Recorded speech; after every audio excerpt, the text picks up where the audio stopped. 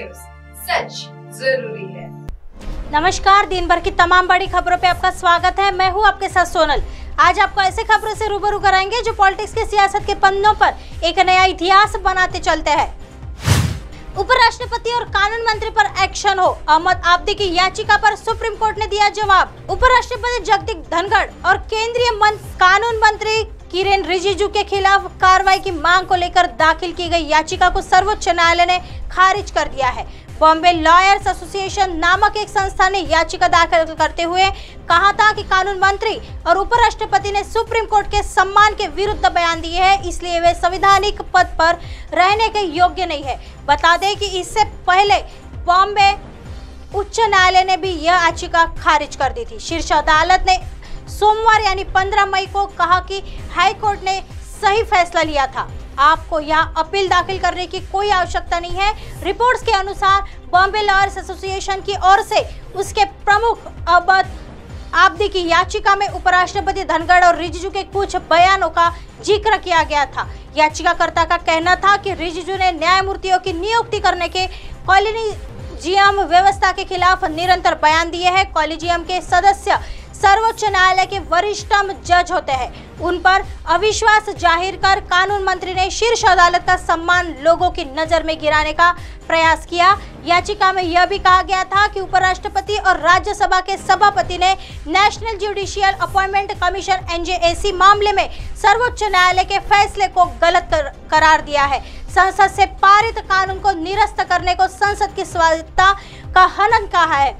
उन्होंने 1973 के ऐतिहासिक केशवानंद भारती फैसले के माध्यम से प्रस्तावित बेसिक स्ट्रक्चर डॉक्ट्रिन यानी मूल ढांचा सिद्धांत को भी गलत बताया। इस प्रकार का बयान देकर उन्होंने संविधान का पालन करने की शपथ के खिलाफ कार्य किया है। हालांकि सुप्रीम कोर्ट की शपथ के खिलाफ कार्य किया है। हालांकि सुप्रीम कोर्ट ने उनकी याचिका को खारिज कर दिया है। इससे पहले बॉम्बे हाई कोर्ट ने कहा था कि सर्वोच्च न्यायालय के प्रति जनता के विश्वास को कुछ बयानों से कम नहीं किया जा सकता।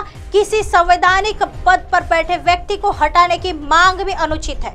उसे इस प्रकार न्यायालय में याचिका दाखिल कर हटाया नहीं जा सकता। आइए बढ़ते हैं अगली खबर की तरफ।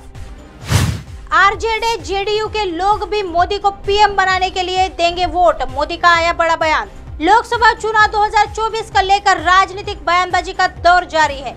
इस बीच पूर्व उप मुख्यमंत्री एवं भाजपा के राज्यसभा सांसद सुशील मोदी ने कहा कि कर्नाटक विधानसभा के चुनाव परिणाम का कोई प्रभाव बिहार में नहीं पड़ेगा। देश की जागरूक जनता विधानसभा एवं लोकसभा के चुनाव में अलग अलग प्रकार से मतदान करती है, इसलिए 2018 में राजस्थान छत्तीसगढ़ में कांग्रेस को वोट देने वालों ने भी 2019 के संसदीय चुनाव में भारतीय जनता पार्टी का समर्थन किया था।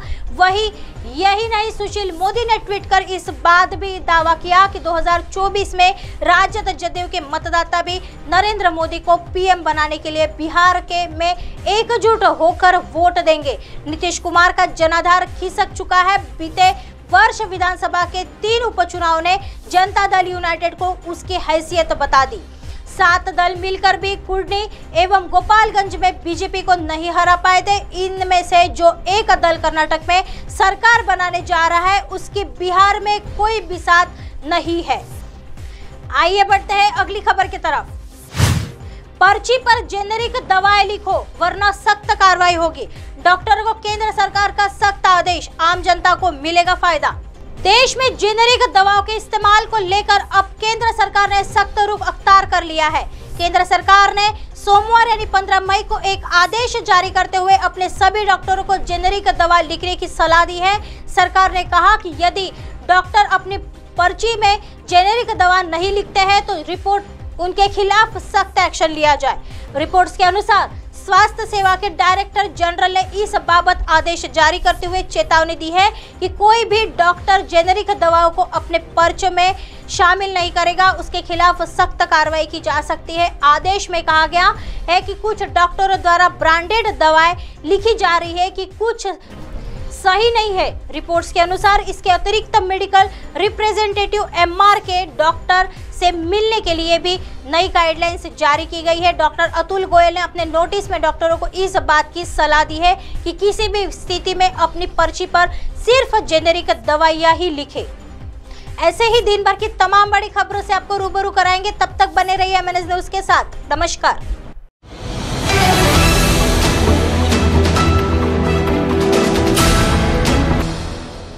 ये है MNS न्यूज नेटवर्क और आप देख रहे हैं MNS न्यूज।